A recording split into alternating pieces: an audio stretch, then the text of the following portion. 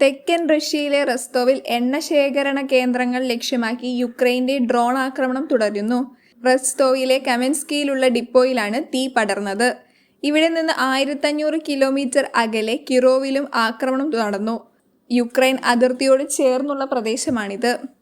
കഴിഞ്ഞ 18-നുണ്ടായ Ukraine drone ആക്രമണത്തിൽ റോസ്റ്റോവിലെ എണ്ണ ശേഖരണ കേന്ദ്രത്തിനും തീ പിടിച്ചത് ഇപ്പോഴും അണയ്ക്കാനായിട്ടില്ല.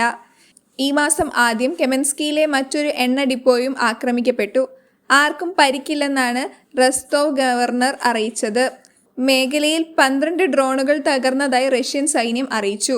മാത്രമല്ല, റഷ്യയിലെ കസക് മേഖലയിലെ സെയിം നദിക്ക് കുറുകെയുള്ള മറ്റൊരു തന്ത്രപ്രധാനമായ പാലം യുക്രൈൻ വ്യോമസേന തകർക്കുകയും ചെയ്തിട്ടുണ്ട്. ഓഗസ്റ്റ് 6 മുതലായിരുന്നു ആയിരക്കണക്കിന് റഷ്യക്കാരെ അവരുടെ വീടുകൾ വിട്ട് പലായനം ചെയ്യിപ്പിച്ച് അമ്പരപ്പിക്കുന്ന നുഴഞ്ഞുകയറ്റം യുക്രൈൻ ആരംഭിച്ചത്. റഷ്യൻ സൈനിക നീക്കം തടയാനായി ഇതുവരെ 2 പാലങ്ങളാണ് യുക്രൈൻ തകർത്തത്.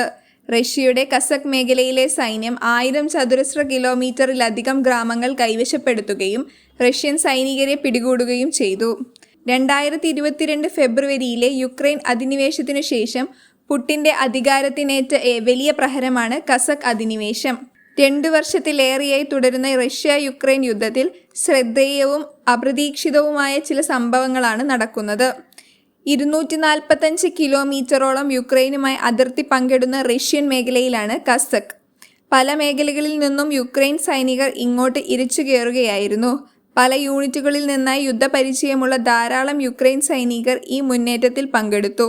2014 തുടക്കമിട്ട് 2022 ഫെബ്രുവരിയിൽ റഷ്യയുടെ പൂർണ്ണതോതിലുള്ള അധിനിവേശത്തോടെ രൂക്ഷമായ യുക്രൈൻ സംഘർഷം ഇതോടുകൂടി മറ്റൊരു തലത്തിലേക്ക് നീങ്ങുകയാണ്.